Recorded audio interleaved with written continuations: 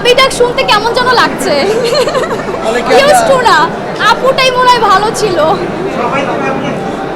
ম্যাক্সিমামে ভাবি ডাকছে। হ্যাঁ নোয়াখালীর ভাবি কিয়া কইতাম বাবু রে, এত ক্যামেরা লই খাড়াই রইছে এখন কিয়া কইতাম। আচ্ছা এটা আসলে আমি নিজেও সারপ্রাইজড, কারণ দুই ফ্যামিলি মিলে আলোচনা করে বিষয়টা হয়েছে।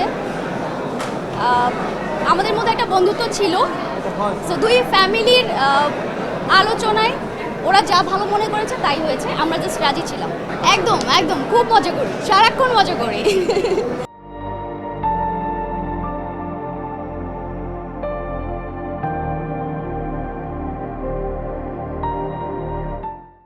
সারাক্ষণই আমরা ট্রাই করি আঞ্চলিক ভাষায় কথা বলার।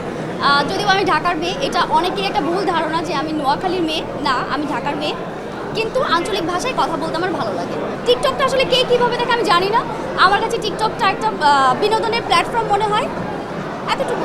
নোয়াখালীর ভাষাটা কিভাবে রপ্ত করলো ঢাকার মেয়ে হয়ে? এটা আসলে হয়ে গেছে, আমি জানি না কীভাবে। আমাদের একটা হেল্পিং হ্যান্ড ছিল, উনি নোয়াখালী ছিল, সো যেহেতু উনি সারাক্ষণ কথা বলতো না, কথা শুনতে শুনতে ওইটা জানি না কীভাবে হয়ে গেছে। আপনার এই ব্যাপারে কি জামিল ভাই অনেক সহযোগিতা ছিল?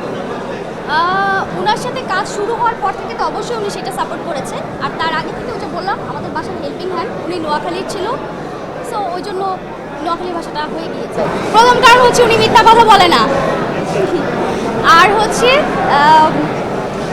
খুব বেশি রাগ দেখাতে পারে না, খুব চাপা স্বভাবের একজন মানুষ।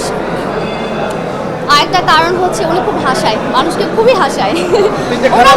ওনার সাথে থেকে মন খারাপ করে থাকার কোনো উপায় নাই।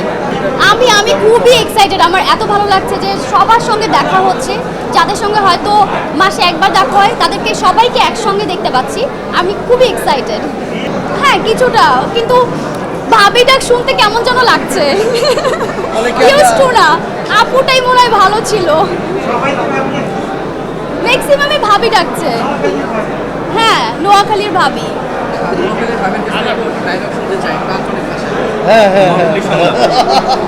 কিয়া কইতাম বাবু রে, এত ক্যামেরা লই খাড়াই রইছে এখন কিয়া কইতাম।